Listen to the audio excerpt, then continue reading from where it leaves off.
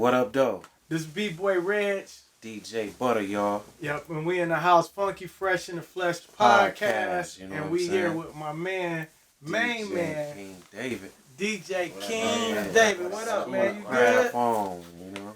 I'm in the building, man. Just enjoying it. Schoolcraft originator, DJ professional and shit. Let's go, y'all. We turned up in this beach. Yeah. Hey, man, how did the Schoolcraft dance come about, man? Bring that up, man. It's a couple of different stories in the hood, but by one thing for sure, it started between Southfield and Greenfield. Detroit Roller Wheels is the landmark. That's for certain. So anybody that's not from field to field, saying they started the Schoolcraft, they motherfucking lying. All right. That's for sure. And it started like 85 would be the date I would give it. 84, late 84, early 85. All right. Man, talk about It was to us. It was like crip walking. It was a war dance. So if you did the Schoolcraft and you wasn't down with us, you was gonna get Schoolcraft. Right. Talk about my bad, Reg. No, I was gonna say so the Schoolcraft. So I remember who else we seen it on national TV though. Yeah, like yeah. it was some celebrities doing that shit. Right? Because I was just about to bring up. Man. Well, the craft was infamous for being everywhere, super deep. So anytime you had something like Joe Louis, Cobo Hall, any concerts, we was gonna be down there Schoolcrafting, and people would see it from across the room and say, "Okay, I'm far enough away, I can do it too." So you have different pockets of motherfucking Schoolcrafting. So I guess whoever's on stage was like, "This must be the shit." So New Edition was doing it. Rosie Perez did it on Soul Train. MC Hammer did it in the Pump It Up video. MC Hammer shot some of his video in Detroit. Right. Which video was that? It was at Was it You Can't Touch This? No, it was Was it Turn His Mother Out? One of It them. was one of them joint. It was at the Joe. Oh, Yeah. where he was performing. It was on Angie stage. B was singing at the beginning. Yeah, that was dope. I remember that. Yeah, so Detroit was a big market for MC Hammer, so I'm pretty sure that he saw someone in the crowd or someone backstage Right. was like, this is what we're doing in Detroit. But yeah, the Schoolcraft was equivalent to crip walking. It was a gang dance that got commercialized, and it got commercialized without the internet. Right. You know what I'm saying? It got commercialized. It was spread throughout the city at the time, where you couldn't even be on a new dance show or the scene really doing the Schoolcraft. You go back on YouTube, you don't see nobody Schoolcrafting on TV like that. Right. They're like, no, you can't do that. With a Gumby dance, Yeah. But XPX 90. they came to Detroit Roller Wheels and tried to pour that shit off, and it didn't. it didn't work out. I'm just gonna leave it at that. But y'all let the rest of Detroit have it though. Eventually, though, right? Yeah, eventually. After we got tired of, getting, doing what we was doing. Yeah. We looked at it, they showing love. As long as you commercialized a little bit. Yeah, as long as you dress fresh and you know what I'm saying, don't look like no sucker, you can go ahead and do it a little bit. Just don't come on the craft and doing it if you ain't from over there. All right. Before we get started though, I'm starting to bring our guests gifts and shit. Since you a DJ, I got a bunch of shit in my collection, so I'm actually gonna give you some vinyl. This is a motherfucking Uncle Ill. This was produced by Mad Chemist, so I'm going through all my collection of Detroit artists and some old school shit. So you really get the first gift. I just talked to Uncle Ill. He just shared one of our pictures promoting the album on Facebook. So hold that up, let everybody know Uncle Ill, look him up. Yeah, the Ruckus. Yep. So I got this shit. I can't remember where I got it from, but I was always collecting shit. I remember this. How warped it is or not, but I still got it. And Butter, I got some shit for you. This is a demo tape. So Butter was DJ Main Attraction back in the day. This was him, Illy Ill, and Alonzo. This is a demo tape. Wow, dope. That's crazy. Wow. It's a cassette. I don't know if it still play, but man, I wanted you to have it. So shout out to him. I just spoke to him today. That's so crazy. Yeah. Wow, I got my graffiti on this joint. Yeah. So yeah, man. Wow. Rest in peace to Illy Ill, Young Rest E. in peace. So let's talk about. So we talked about you from the Schoolcraft area, right? Yeah, Southfield to Greenfield, Detroit Roller Wheels is the backyard of King David. Okay. Yeah, that's correct to say. All right. That's what's up. So, what high school did you go to? Almighty Cast Tech. All right. Class of 92, second and none. What's up to all the cast techers out there? All the technicians, what up, though? It's your boy Wavy Davy. What Big Sean and who else went there? Big Sean, Diana Ross, David Allen Greer. Um, who else? There's a couple of musicians. Ron Carter. Um, who else? We have a big Kwame Kilpatrick. Okay. Right. Oh yeah. I got there the year he left. He left the year I got there. Okay. So Cass was like kind of explaining what it meant to go to Cass from an academic standpoint. Oh, you had to be on point. First of all, your grades had to be exceptionally well, starting with elementary school. Okay. So elementary school, middle school, if you tested high and had good grades, you was eligible. And then once you got in, you had to keep a 2.0 to stay up in there, or they'd get rid of you. And we had a different grading scale. Like, if you got like a 92, that was not an A, that was a B. Okay. You know what I'm saying? So the grading scale was shifted a little bit to make it a little bit more competitive. And you had to really pay attention because we had a lot of distractions. First of all, you had the biggest open air crack market in Michigan right outside the window. Yeah, Cass Corridor. Cass Corridor in the 80s was something different. Yeah. You know what I'm saying? So you had to stay clear of that situation. And then we had the whole downtown as you know, we had access to downtown. We had Trappers Alley back then, and that's when Greektown was really Greektown, when they really had video games and all the little bakeries. It might be a bakery that might have like 3 or 4 video games in it, and that was enough to keep you up in there. Right. You know what I'm saying? And then it's just the whole overall freedom of being downtown as a young kid. You have to stay focused and stay up in the school to even go to class. Right. So Cass was like Cass took the brightest kids from all over the city, right? All over the city. Definitely college prep. Okay. Definitely. So how did that benefit you as far as hip hop was concerned and being from Schoolcraft? But being from Schoolcraft gave me the confidence to even just go up in a building that had like 7,000 people in it at all times, at any given time, and really not lose identity of who I was. You know, not to become a background character. Right. How many people were in school? About 7,000. Right. We had 8 floors. People say they had 7 floors, but Cass really had 8 floors. They had 8 floors, about 4 elevators. It was a big school. It taught me how to network and be friends with people from all over the city, from every economic background, from the poorest kids to the richest kids. I had some friends who lived in a studio apartment that wasn't that sweet. Then I had some friends who lived in an 8-bedroom mini mansion, and able to be friends with both people at the same time, and having them look at me as being a fair person. So being around that many people with that many differences, it taught you how to maneuver through life.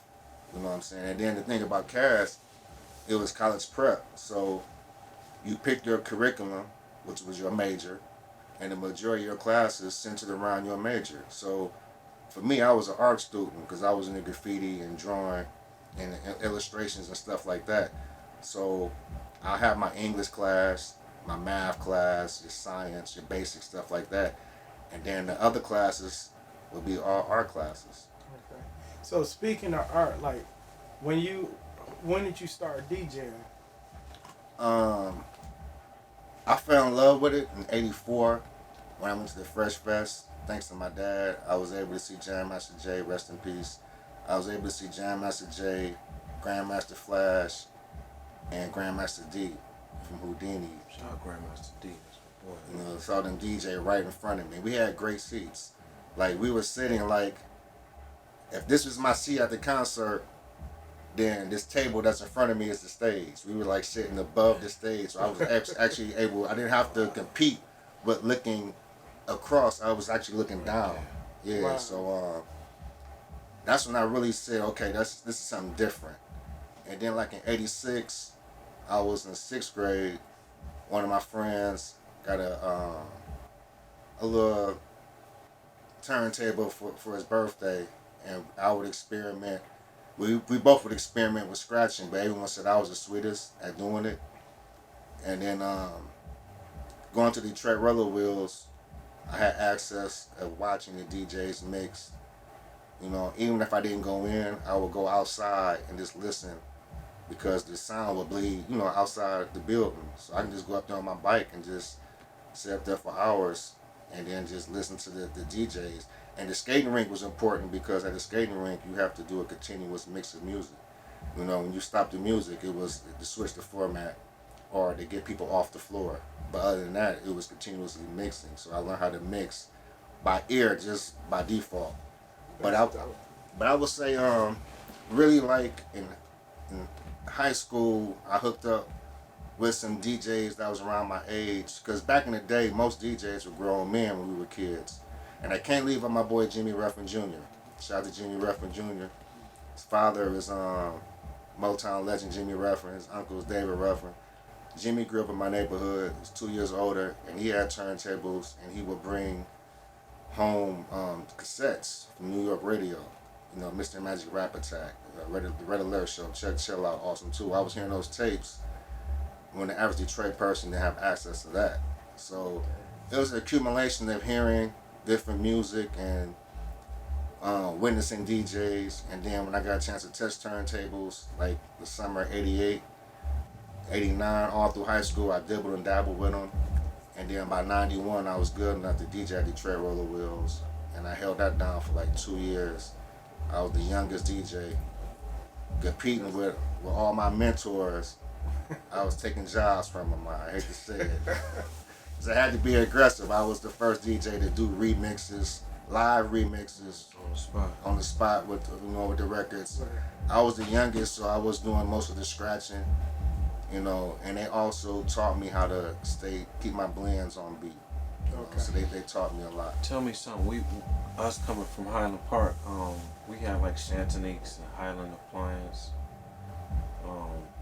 That was like some good hip hop spots where we can go find the turntables and stuff. But right. I grew up with Detroit Diamond, Ray Wells. Rest in peace. That's my dude. And, my homegirl Crystal went to Cass. Right. You talk about your relationship with Detroit Diamond. You know. Diamond didn't go to Cass our first year. Diamond came our sophomore year, and he was an art student like I was. So we ended up having a lot of classes together. But the first thing I noticed about him, we had starter jackets. Back then we was wearing the starters with the hoods on them, the Parkers. And he had a Red Wing starter, but he had rhinestones in the back. And by me being from Schoolcraft, Detroit Roller Wheels used to be a practice rink for the Red Wings up until 1981. So all throughout the 60s and 70s, the Red Wings would be at Detroit Roller Wheels on the weekends, practicing when they didn't have games. So, you know, my neighborhood has this thing with the Red Wings. We just really, because we grew up seeing the Red Wings logos on the Detroit Roller Wheels building. Wow. So that was the first thing I noticed about Ray. He had a rhinestone in the Red Wings jacket. And then he had some Rockports. So I was like really into fashion, and he was too, but he was on some preppy shit when I was on some athletic shit. So we got to talking and kicking it, and then eventually I told him that I knew how to rap. Because back then I really didn't tell nobody in high school, especially at my high school. It was like a secret that I was even, you know, hanging with rappers, you know what I'm saying? But I told Ray, and I ended up writing a rap for him our senior year.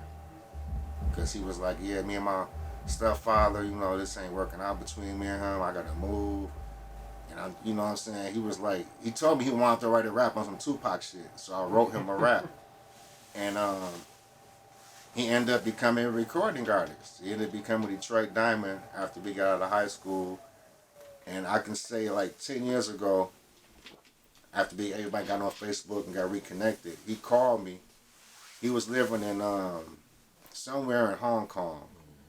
And he called me, and the phone number had like 30 numbers. I wasn't even going to answer it, but I answered, and it was him. And he said the rap to me from back then. From 92 when I wrote it. He said to me 10 years later. Verbatim.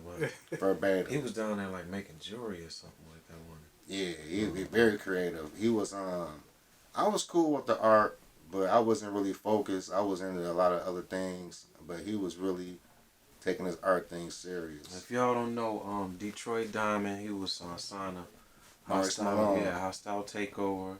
Yeah. He had full page ads in the source. We was young. He passed away a couple years ago. Yeah. Fuck Detroit. cancer. Yeah, Detroit Diamond is his name. Yeah, he was the one of the biggest artists in Japan. Period. In the whole country.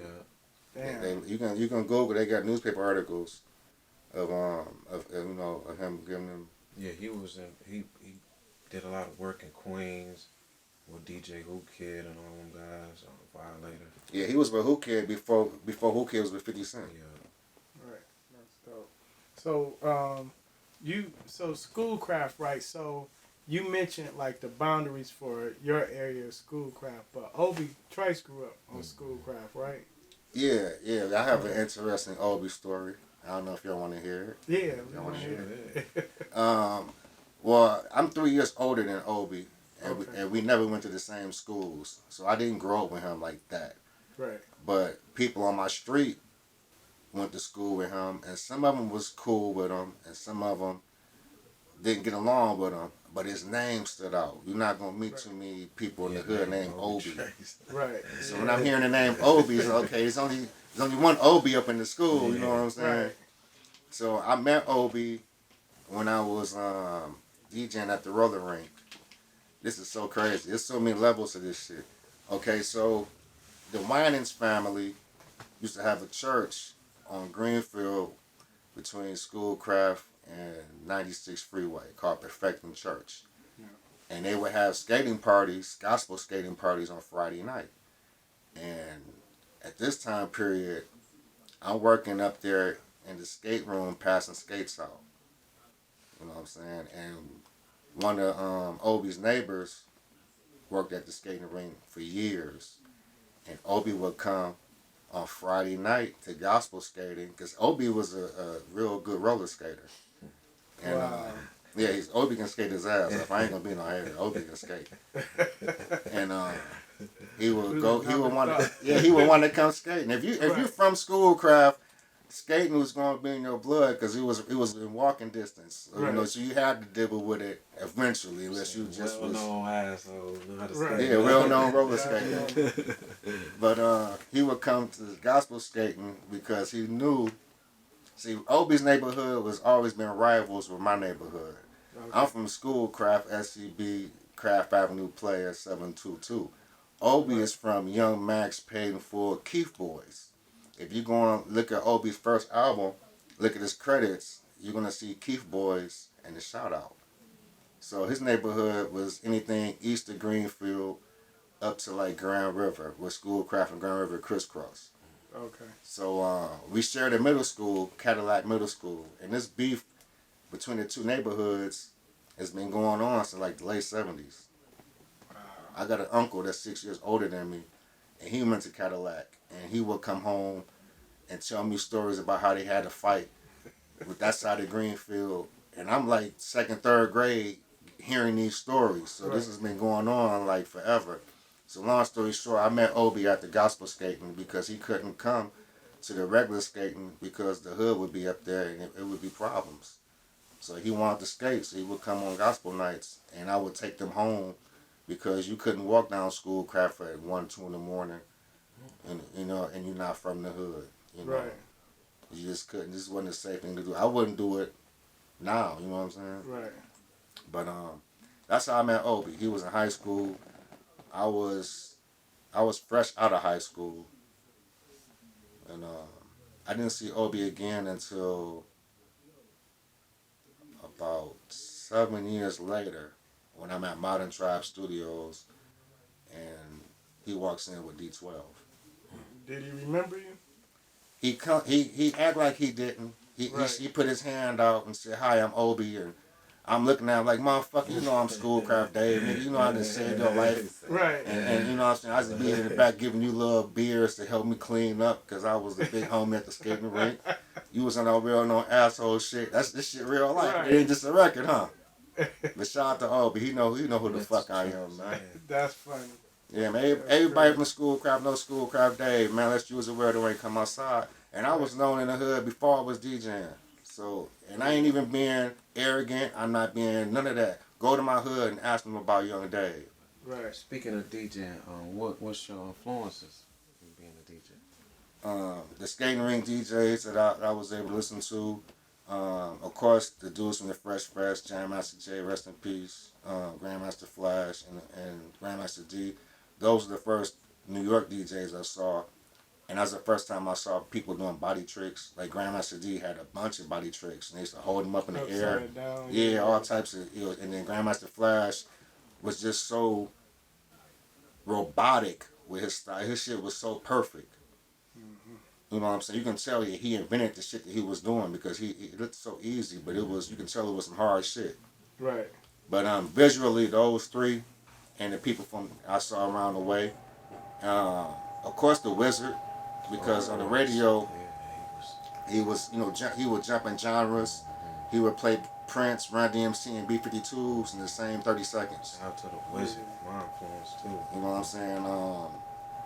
And then the DJs that I was around, 38 Caliber, DJ Bozak, DJ Dick Black. You know what I'm saying? Those are my DJs. I was the rapper. We was called Rebels of Hardcore. You know what I'm saying? DJ Dick Black? DJ Dick Black.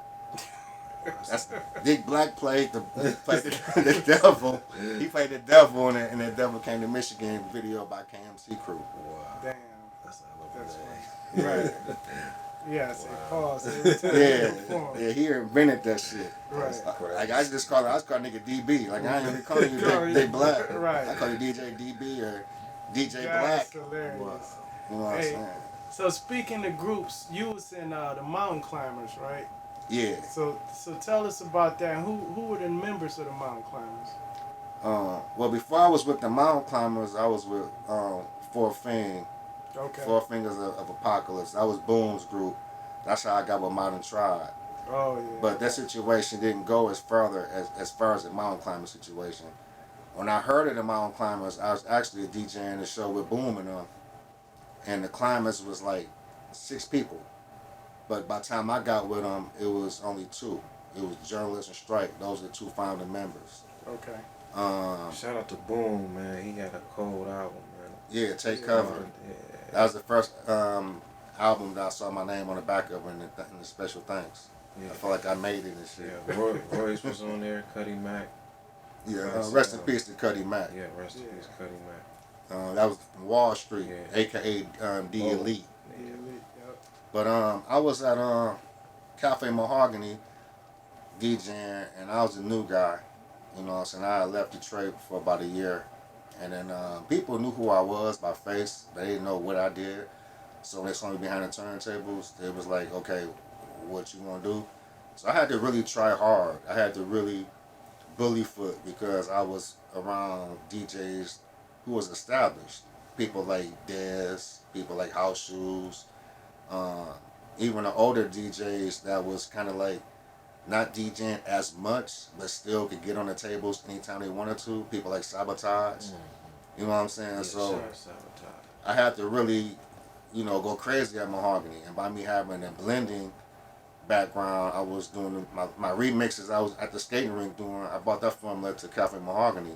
And I was playing like 10 records in like 2 minutes. And people wasn't used to seeing that like that. People were used to seeing somebody put an instrumental on and scratch and go crazy, and that's cool, but I didn't want to be like everybody else. So journalists from the Mountain Climbers used to come to Mahogany all the time and tell me that he liked my DJ style and that he wanted me to meet Strike. But I didn't know that they was already talking about putting me in the group. So Strike was living in Pontiac at the time, and he came to Mahogany one night to see me play. And afterwards, they told me they wanted me to be in the group. Because I was a free agent. And I was doing radio. Shout out to P Groove. I was doing radio with P Groove at 88.1, the Up Top show, him and KOB. Because Dez was the DJ on the show, but Dez was leaving to go to California. Dez is from Cali. So every now and then he would go back to Cali and stay for a minute. At least back then in those days. It's like 2000, 2001. Really like 99, late 99. I was on radio, and I was at Mahogany like twice a week. So my name was getting up. You know what I'm saying? They put me in the group, and I was with Mountain Climbers for like 8 years. That's dope. It's a long ass time. And talk about how we met. I met Butter's mixtapes before I met him. I used to buy his tapes from the hip hop shop, Street Corner Music, Detroit Audio. You know what I'm saying? Different little spots I was going to, buying tapes. And then he had tapes in my neighborhood at the flea market. It was called Mammoth. And shout out to my man Bashan. Bashan from yeah, straight from New York, straight African immigrant from New York. My case. And Bashan used to have He said, "Buddy, this is new Clue. You can't get with Clue." yeah, you like you can't fuck with Clue. What are you doing? Yeah. I had Royce, everybody on the Like who's these guys? You not mix like Dog Time. Dog Time mix hours straight, never get tired. Who's Eminem? Butter, who's these guys? He be on my case. But I started seeing Butter's tapes in my neighborhood, and then I was in the flea market one day, and he was leaving, and he had his picture on one of his magazines, so that's how I knew what he looked like. So I stopped him like, "What up, man?" Fresh in the flesh. That was back then. Yeah, that was like 97, 96. Because the flea market was banging. That's when Tech 12 Mom used to be up in there. And that's how I met him, just on a humbug in the hood. I was on a Saturday. I was up there just hanging out. Probably was looking for a dice game or looking to sell a nickel bag or something. He was in there hustling his tapes. Super hustling. Yeah, now we got a full album out with Pacewon, you know what I'm saying? Yeah, that was many years ago. Yeah. And then we still didn't hook up though. After I met him, it still took because I wasn't King David yet. I was still like a civilian. I ain't have my costume on yet. So then like a couple years later, I'm in the office, the same office that Obie Trice act like he didn't know me. And Butter walk in. I'm like, okay, I'm in the right circle of people. Everybody that's recording and being serious, they hear. You know what I'm saying?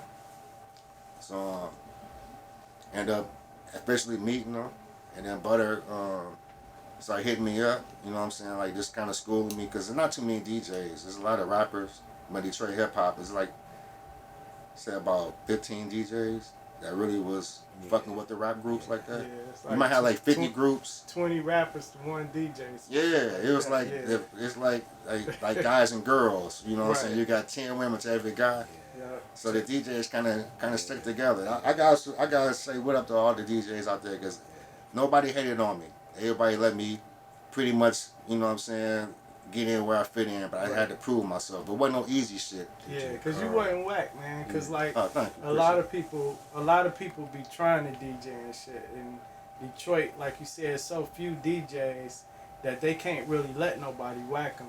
You know what I'm saying? Yeah. Like you got to prove yourself somewhere else before you come to like and DJ at a party or one of the main parties. Yeah, especially in Detroit hip hop and the music scene, because we're the most artsy, critical beat down. Give me your turntables, you're not worthy ass niggas on earth. Right. Elbow you off. Oh yeah. Tell us something, man. Motherfuckers used to get beat up at the hip hop shop for rapping. Yeah. If you wasn't right. Plenty of fights. Motherfuckers. I got booed at the hip hop shop. I'll be the first to tell you. I had to step my game up. I thought that was sweet. Them niggas showed me everybody can get booed. Hey, who gave you the mic at the hip hop shop? Because you had to get the mic from somebody. You couldn't just walk up unless you was already known. El Zah gave me the mic. He was hosting that day. Right. And thank God. And there wasn't that many people there. It was enough. Like you get booed by 2 people, that's enough. Right. I got booed for maybe about 20 people. So I could live with that, because some days it'd be like 100 niggas in the shop. Yeah. And it'd be everybody be in that bitch like this. Go home and get on the house shirts phone. be falling off the wall. The Maurice Malone shirts be falling off The wall get to sweating and shit. Yeah, that's funny. Hey, tell us something. What it was like to see the front man of your group strike as Lickety Split in 8 Mile. Oh, that shit was crazy. I redeemed myself though. I got booed, but the next week I came and said a dog ass rap, and everybody was there, and everybody said, okay, that young man can rhyme. I just had to say that before we changed subject. I couldn't just let that linger off like, yeah, he got booed and he got booed. No, motherfucker, I got booed and I came back. You was in the 8 Mile scene yourself, pretty much. Yeah. It was crazy because I got with the mountain climbers. You can say like that towards the end of '99. So like towards the middle of 2000, we shooting a movie. Like shit went fast. We had a very fast. I don't think no Detroit rap group move as fast as we did when the three of us got together. Because they already had some momentum. Some vinyl out. Yeah, they had vinyl and had a cassette single. And I got with them and I started doing mixtapes because I didn't want our audience to just be other rap groups in Detroit. I want our audience to be hood, street, regular motherfuckers. And that was the world I was coming from. Even though I was a hip hop head, I was fucking with the streets on heavy. the block with the CD, went to tapes and Yeah. CD. Right. Yeah, so I took my same street hustle and just changed product, just put made it to CDs. You know what I'm saying? But yeah, that was crazy shooting 8 Mile because by me being in the audience between '94 and '98, I could relate to the whole fucking story because I was part of my life was I saw myself like the St. Andrews crowds and you had a cameo on there or something. Did you a crowd cameo or something like that? well they just Zip the camera zip past me and motherfuckers like, oh, that's Dave. You know what I'm saying? I didn't like my name. was together and shit. Yeah, my name wasn't on the screen or you know what I'm saying. I didn't have a freeze frame. I pointed to the camera and said, "What up, though?" or nothing like that. He said, "What up, dude?" But and the bonus scenes when the fusion is battling, I'm standing like right behind her. Okay. Right. So if you watch the bonus scenes and you watch the fusion and end battle, I'm standing right behind her. I got the Eddie Bauer jacket on, mean mug and looking like a gangster and shit. You know, it's a cool look for me and shit. Say, well, Strike, Lickety Split, he didn't have no type of, no training or no acting lessons or nothing. He just did the role. And No, from what I understood, they came to Detroit. The casting people was looking for him. Like he didn't have to really audition like that. Like they knew they wanted him for this part, and he had to go in and read and pass the reading. But pretty much, if he could pass the reading, the part was his. He didn't have to. He didn't have to really jump through no hoops and say, "Hey, me over here." They kind of knew who he was already. Right. Like, see, the Mountain Climbers did a lot in a 2-year period. We opened up for artists as diverse. We went from opening for Daz Effects and Black Sheep, which is your underground boom bap, pure hip hop, and then 2 weeks later we opened it for Ludacris, who's like a top 10 radio mainstream artist. So we dibbled and dabbled in both worlds and got accepted in both worlds. That's very, very rare for a rap group to be able to, you know, do the commercial shit and do the underground shit at the same time. Even with established acts, that's like a hard thing to, hard combination. how y'all run into Pacewon and what was your first encounter with them, Pacewon and Young Z and those guys? Well, shit, through your mixtapes and magazines and shit like that and watching BET. But as far as meeting them, I just got with the Mountain Climbers probably about 2 months in. And Strike was bringing outsiders to Detroit for a release party for the Mountain Climbers vinyl. Okay. And at the time, I had a Jeep Cherokee. So Strike gave me a couple of dollars, said go to the airport for me and pick these boys up. And there was Pace, Young Z, DU, they DJ Muhammad, and their road manager L. And they all squads up in my truck and shit, and I drove them around, and that's how I met them. And then probably about 2 months later, Bizarre was like my big homie. Like before I got with the Mountain Climbers, I called Bizarre and asked him what he thought about the move. Like, you know, I should fuck with them. Because Bizarre was like really taking me around, doing a lot of shit with me. You know what I'm saying? Schooling me on how to be persistent and how to be for real with my rap shit. Because a lot of niggas say I do rap, but they don't do rap until it's time to rap. Right. You know what I'm saying? You gotta do more than that. You can't just rap when it's time to rap. You gotta create opportunities to make time to fucking rap. I was trying to get Pace to call in. This is not him. So wait, let me cause you mentioned rap shit, right? So we had your DJ story, but you actually rap. Yeah, too, right? But he was really referring to my DJ and shit. Right. as far as, you know, what moves you making as a DJ. Like you gotta get up every motherfucking morning with a game plan on how you're gonna further your career. That's how folks used to call 8 o'clock in the morning. What y'all doing? You supposed to be a DJ. Yeah, you're supposed to be up. You're supposed to be. But I used to be like, what record labels you contact? You call anybody? You call any A&Rs? What artists you get in contact with? Basically showing me, take this shit serious. Yeah, nigga, you done quit school. You done quit working. Right. You know what I'm saying? I ain't had no source of income. I quit all my side hustles. I gave all that shit up. I had like $300 in my pocket and no plan to how to make more money. Wow. Just I'm gonna fuck with these rap niggas. That was the plan. Man, speaking of taking everything serious, man, talk about our new project, Good Dope Sells Itself, man. So Bazaar started taking me to New Jersey. And I met the rest of the outsiders and really got in tune to the Newark culture, and you know what I'm saying, got my honorary O, you know what I'm saying. I was able to drive their promo van the way I wanted to drive, fast, you know what I'm saying, and I'm like a Schoolcraft / Jersey nigga, you know what I'm saying. But yeah, this the album. This is my first album. I was doing mixtapes, and I was DJing for different artists these last 20 years. I was just fucking with different artists. Shout out to my man Eric Perry. That's my manager. He done picked me down with some incredible situations. But this is me and Butter. This is us literally on the back of here. And this is the front. Good Dope Sells Itself. Mainly produced by Butter. I did some co-production. DJ Dez, shout out to Dez, he produced a song. We rhyming on there. We got incredible B-Boy Reg is on there.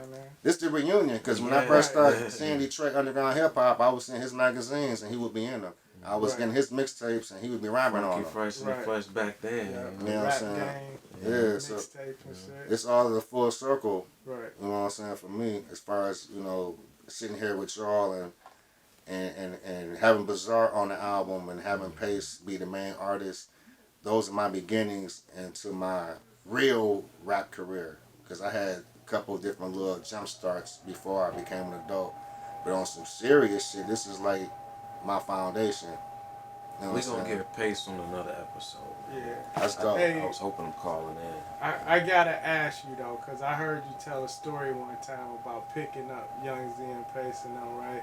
Yeah. And he kept asking you, are y'all going to Bazaar House? He didn't want you to take him nowhere else. How was he saying it? You must have saw that YouTube. Yeah. So we going to Bazaar House, right? Right, Dave? You taking me to Bazaar House? We're not going no place. You sure he live this way? Can you call him? What street is it he live on? I don't believe you know, Dave. This is my first time meeting Z ever in life. Never talked to him on the phone. This is my first time. Wow. You better not be playing. Where he at? How long it's gonna be to get there? Right, that's funny. Like every 2 seconds. I'm like, damn, motherfucker. Call that nigga and let him know you on the way. Right. I got that happen to me a couple when I brought an artist in town. He did me the same way. So I had to drive him up Schoolcraft. Say, this is where I'm from. No, I don't want to see where you from. I want to see where Bazaar at. I had my boy come from LA. He said, "Where's Trick at? Call him, please. Call him now." Right. Taking him down here to this stuff. That's funny. Hey, y'all, everybody who watched this, go on YouTube and type in Outsiders MTV Cribs. That's the house I had to do my hip hop boot camp out. You know what I'm saying? What is it called? The Outhouse? The Outhouse. Yeah, so was it a studio in there, or y'all was just being there vibing out, ciphers and shit? All of that. Okay. They had an actual a nice office and a nice studio, like in the basement level, the garage. But then Z had like 2 broke speakers and the drum machine upstairs, and that was the pre-production, and that was like the gladiator school. Right. Like they would bring niggas, cause Bazaar was like, yeah, he be DJing for me and he with the mountain climbers, but he rap. Right. And niggas ain't really used to DJs really rapping. Yeah. You know what I'm saying? He's like, or actually rapping and being good. Yeah. There's a lot of DJs that rap. Yeah. But he was like, no, he be going with us. Bobcat rapper. Not Bobcat. I need you. Right. I need you. Right. No, but I rap, and I'm not just saying that because I mean, people have told me I rap. You know what I'm Right. saying? So I had to rap with the outsiders. They would go get people from around the corner, up the street, to come battle me. Right. Like, man, I'm from the craft. I ain't no battling. We just gonna do what we do. I'm a win. Right. Man, speaking of battling, man, shout out to Four Eyes because he's like Oh, he out cold with it. He battled the world with his rhymes. Very entertaining. Go on Instagram and check out Four Eyes Raps. Very entertaining. Right. Speaking of battling, you know how competitive Detroit hip hop is. I guess from the battle scene, and Oh yeah. you know we display that to the world, man. What message you got for the unity that comes out of that? You know, for us to move further. It's a lot of us. We're at almost 50. You know, at our breaking point. Stop holding on to grudges that's not serious. Stop holding on to rap beef. Only beef with somebody if it's real life shit. And even then, don't beef with them. Just don't deal with them.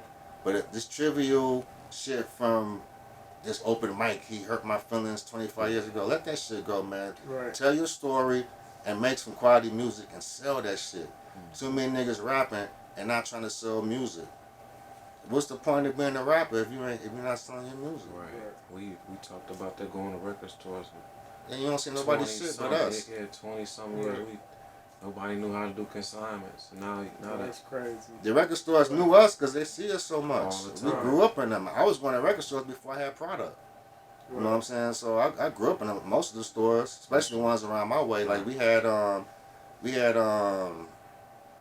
PJs, which is a small record store across the freeway on Schoolcraft between Falls and Greenview. They kept fire though. I bought Just Ice back to the old school in '86 out that motherfucker. You know what I'm saying? Like they had the shit. We had a few other little record stores that came and went, and then we had Kingsway early out. Like I bought my first record, Double Dutch Bus, '81 in Kingsway, which turned into Mammoth, which is where I met him at. Yeah, Kingsway. They used to have the silk shirts, so we used to go. My mom used to take us in there. Yeah, so skin belts. And the first place I ever bought my first record with my own money, like I saved up my little amount, my monies and shit, and bought Double Dutch Bus, is the same building I met him at. Wow. Like 20-something years later. Yeah, we're gonna wrap it up, man. I appreciate you being here. I want to say thank you for holding me down. You know what I'm saying? Oh, no doubt, man, no doubt. Yeah. I think I'm grateful to have somebody who passionate about, you know, representing them for the mixtapes and the DJs the way you is. You know what I'm saying? There's a lot of DJs. They not built for the Detroit streets and Yeah, we've been through it. Detroit retail and Yeah, the whole nine.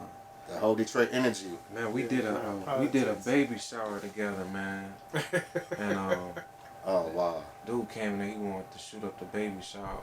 Yeah, the baby father. Because we was playing.